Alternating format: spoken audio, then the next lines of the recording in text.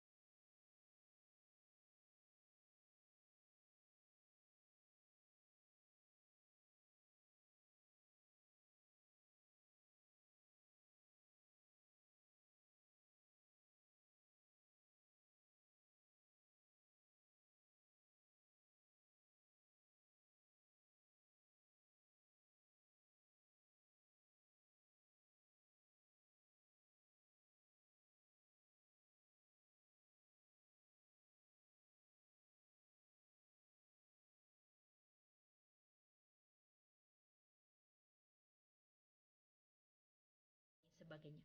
Atau khawatir dengan kekayaan-kekayaan duniawi yang itu adalah hal-hal yang sementara. Dikatakan di sini ada seorang yang bernama Helen Keller. Helen Keller ini adalah seorang yang buta sejak lahir. Mungkin saudara-saudara juga sudah melihat filmnya ataupun sudah membaca akan cerita dari Helen Keller ini.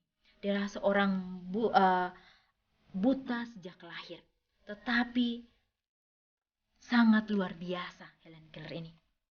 Dia mempunyai keterbatasan, yaitu buta. Tetapi dia tidak mengambil keterbatasan itu sebagai alasan untuk tidak dapat menjadi berkat buat orang lain. Dikatakan di sini bahwa Helen Keller membuat motivasi untuk banyak orang. Dia membuat kata mutiara atau quotation. Di sini dikatakan bahwa orang yang paling menyedihkan di dunia ini adalah orang yang memiliki penglihatan tetapi tidak memiliki visi. Alkitab dipenuhi dengan contoh-contoh dari mereka yang dapat melihat tetapi sesungguhnya buta secara spiritual. Jadi sangat luar biasa, sangat mendalam sekali akan kata mutiara ini. Dia mengatakan, atau Helen Keller ini mengatakan bahwa yang memiliki penglihatan atau kita tidak mempunyai keterbatasan dalam penglihatan kita buta secara rohani. Kenapa? Karena kita tidak mempunyai visi dan misi dalam kehidupan kita. Kita hanya hidup dan kita melihat, oh dunia tawarkan ini, oh saya akan mencapai ini dan saya mencapai ini. Tapi kita tidak mempunyai tujuan yang tepat. Inilah yang dimaksud oleh Helen Keller. Kita harus memiliki tujuan yang tepat. Tujuan yang tepat itu bukan hanya untuk sementara saja, tapi tujuan yang tepat itu adalah yang membawa kita kepada kehidupan yang kekal. Dalam kehidupan kita harus benar-benar datang kepada Tuhan. Dengan penyerahan kita, benar-benar datang kepada Tuhan dalam setiap penyerahan kita. Biarlah kita dapat meminta tuntunan daripadanya, sehingga kita dapat mencerminkan akan karakter Yesus. Memang dunia menawarkan hal-hal yang sangat luar biasa. Kalau kita melihat setan bekerja keras untuk membabi butakan masing-masing kita. Dia rindu agar kita jangan hidup bersama dengan dia dalam kerjaan surga. Oleh karena itu, dia menaburkan hal-hal yang membuat kita khawatir akan kehidupan kita. Saat kita khawatir, saat kita bingung dalam kehidupan kita, setan akan menaburkan benih-benih itu tiap hari akan bertambah luar biasa kekhawatiran kita itu. Sehingga kita akan memilih untuk tidak percaya kepada Tuhan. Tetapi kalau kita melihat hari ini kita masih bisa bernapas, hari ini kita bisa masih melakukan akan setiap aktivitas kita. Berarti Tuhan kita adalah Tuhan yang setia dan Tuhan yang sama yang telah memimpin kita di waktu yang lalu. Dia pun akan memimpin kita ke langkah kita yang ke depannya. Oleh karena itu kita perlu mengundang dia untuk bekerja di dalam kita. Dan jika dia sudah bekerja di dalam kita, maka kehidupan kita hari ke hari akan menyerupai akan karakter yang dia miliki. Beberapa sangat mencintai dunia ini sehingga ia menelan kasih mereka kepada kebenaran. Sementara harta mereka bertambah di sini, minat mereka kepada harta duniawi surgawi akan menurun.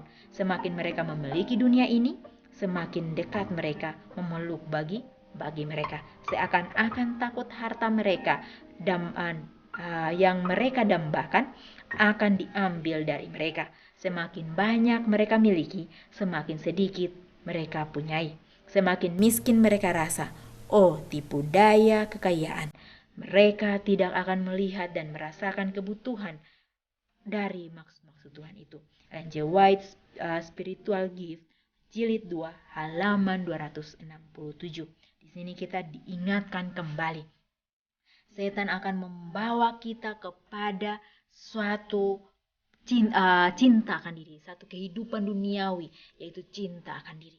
Semakin kita mengejar akan kekayaan itu, semakin kita rasa bahwa kita kekurangan dan kita terus dalam hal itu. Ini adalah perangkap yang setan sudah taruh di dalam setiap bidang ini. Katakan saat kita khawatir, maka kita berusaha untuk mencapai menutupi akan kekhawatiran kita itu. Dengan cara kita akan mencari, mungkin kalau uang kita akan mencari sebanyak-banyak mungkin. Dan kita akan terus merasa tidak cukup dengan apa yang kita miliki sekarang ini. Dan kita akan berusaha dengan kerasnya untuk mencapai hal-hal yang bertambah dan bertambah lagi.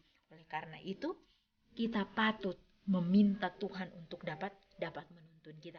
Kalau kita memiliki motivasi untuk mencapai standar kebenaran Tuhan yang sejati, hari ke hari kita akan bertambah mencari akan kebenaran Tuhan itu dan mempraktekannya di dalam kehidupan kita.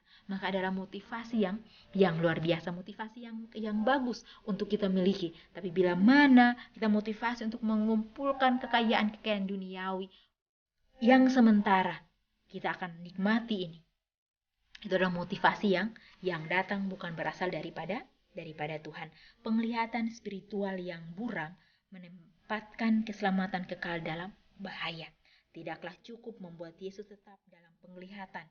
Kita harus membuatnya dalam fokus kita. Jadi sangat luar biasa, sebagaimana Helen Keller mengatakan bahwa kita harus memiliki visi di dalam kehidupan kita. Kita harus memfokuskan pandangan kita. Pandangan kita kemana ini? Apakah kita pandangan ke hal-hal duniawi atau pandangan kita kepada kehidupan yang kekal itu? Kita harus memilih sekarang ini untuk kita dapat memfokuskan pandangan kita. Pandangan kita, apakah kita akan fokus kepada hal surgawi atau hal duniawi, adalah pilihan kita. Tuhan tidak dapat memaksa kita.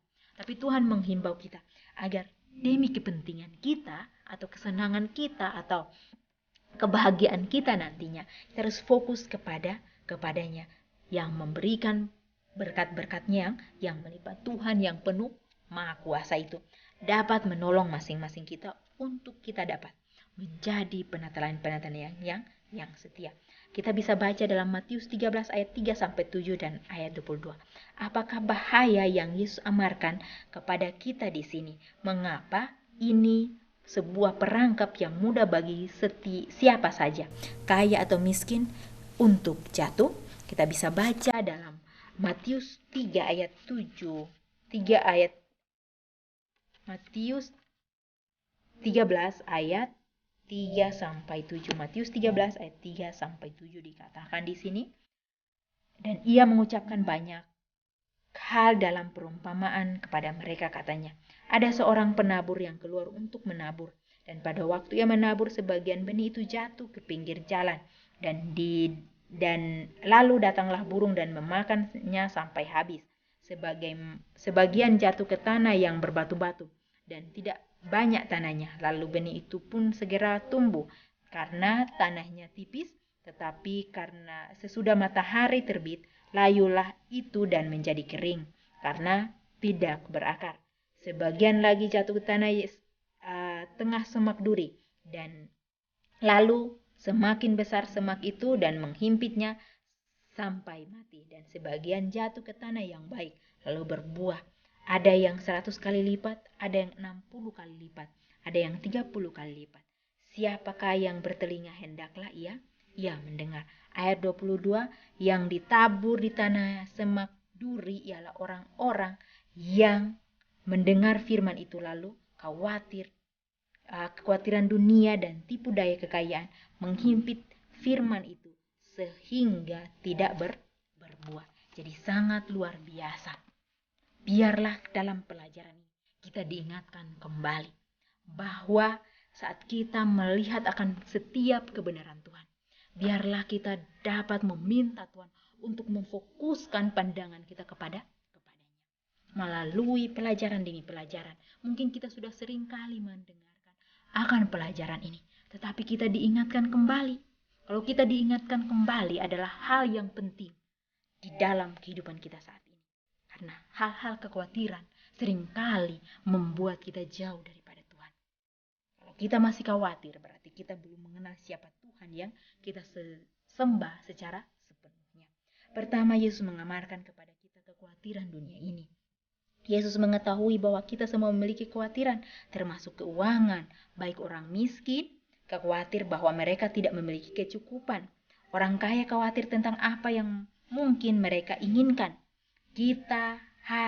Kita hanya harus yakin bahwa kita tidak membiarkan kekhawatiran seperti itu menghimpit firman Tuhan dalam kehidupan kita. Jadi saat kita sudah melihat setiap manusia mempunyai kekhawatiran, tetapi saat kita khawatir, apa yang kita harus buat dengan kekhawatiran kita ini? Saat hal kekhawatiran itu kita datang dalam kehidupan kita, kita harus berdoa dengan sungguh-sungguh. Karena benih-benih itu ditanam oleh setan. Dia ingin agar kita khawatir. Dan setiap kebenaran Tuhan atau fokus kita kepada Kristus akan hilang. Oleh karena itu marilah kita dengan sungguh-sungguh penuh penyerahan. Karena kita sebagai manusia memang kita memiliki kemauan yang sangat luar biasa. Roh kita kita memiliki kemauan, yaitu kemauan roh, tetapi daging kita adalah daging yang lemah. Karena kita masih butuh akan pertolongan daripada Tuhan. Kita butuh akan penolong itu, yaitu Kristus sendiri.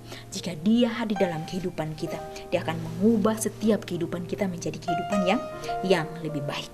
Kedua, yaitu Yesus mengamarkan kepada kita tentang tipu daya kekayaan. Tadi tipu daya kekhawatiran dunia ini. Jadi setiap kali apa yang kita kejar di dunia ini, hanya dua hal yang kita kejar, yaitu makan dan pakaian. Seringkali kita kerja dengan banting tulang untuk makanan setiap hari kita, persediaan kehidupan kita, dan juga pakaian kita, apa yang kita akan pakai. Kita melihat berbagai macam orang datang dengan perbedaan itu. Kita mau seperti mereka, dan ini akan membuat kita khawatir. Kekhawatiran duniawi yang kita miliki dalam kehidupan kita. Kita butuh untuk Tuhan dapat menolong kita setiap harinya, sehingga kita dapat melihat tujuan kehidupan kita di dunia ini adalah apa tujuan kita. Kita harus renungkan ini, terus pertanyakan dalam kehidupan kita, sehingga kita pun dapat terus fokus kepada Kristus. Hal yang kedua adalah Yesus mengamarkan kepada kita tentang tipu daya kekayaan. Meskipun kekayaan itu sendiri tidaklah jahat, itu tetap memiliki kekuatan untuk menipu kita dengan cara yang bisa menuntun kepada pemusnahan kita. Jadi sangat luar biasa. Tipu daya kekayaan. Bagaimana orang mengatakan bahwa semakin berada kita, semakin nyaman kehidupan kita. Tapi Tuhan mengatakan semuanya itu adalah sia-sia. Jika kita hanya fokus kepada kekayaan demi kekayaan, kita mengorbankan hal-hal rohani kita mengorbankan akan keluarga kita mengorbankan akan iman kita hanya demi kekayaan itu, maka setiap kekayaan itu akan berakhir ada saatnya akan berakhir, dan kita akan menyadari bahwa kita sangat miskin dalam segi rohani.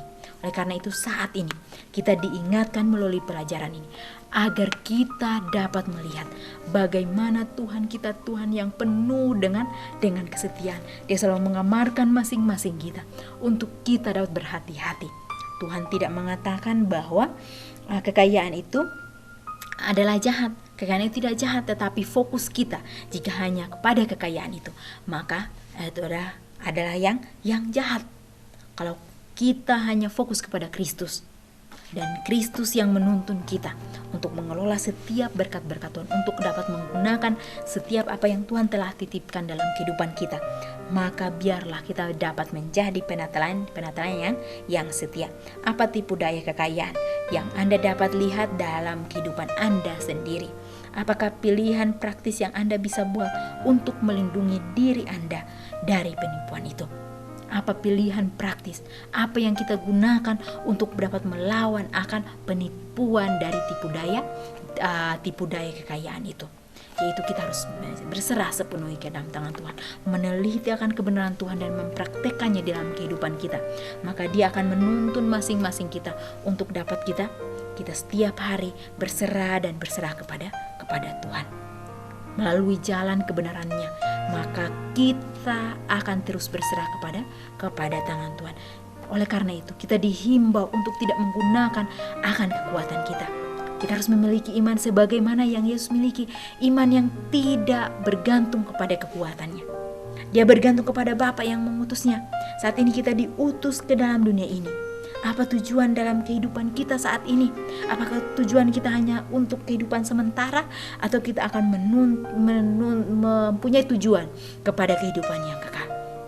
Kalau kita memiliki kerinduan untuk kehidupan yang kekal itu, memiliki tujuan untuk kehidupan yang kekal itu, saat ini kita harus mengambil tindakan kita untuk memfokuskan pandangan kita kepada Kristus, untuk meminta kekuatan daripadanya, sehingga kita akan keluar sebagai pemenang. Sebagaimana Yesus saat dia berada di dunia ini, saat dia bergantung sepenuhnya kepada tuntunan daripada Bapaknya, dia pun keluar sebagai pemenang.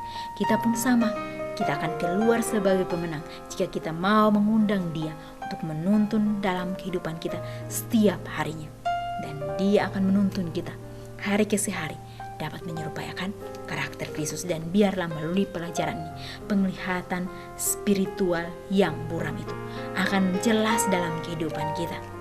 Saat ini mungkin kita mengharapkan sesuatu yang kelihatan dalam kehidupan kita, tetapi ingatlah bahwa sesuatu yang kelihatan saat ini yang kita lihat dalam kehidupan kita adalah sementara.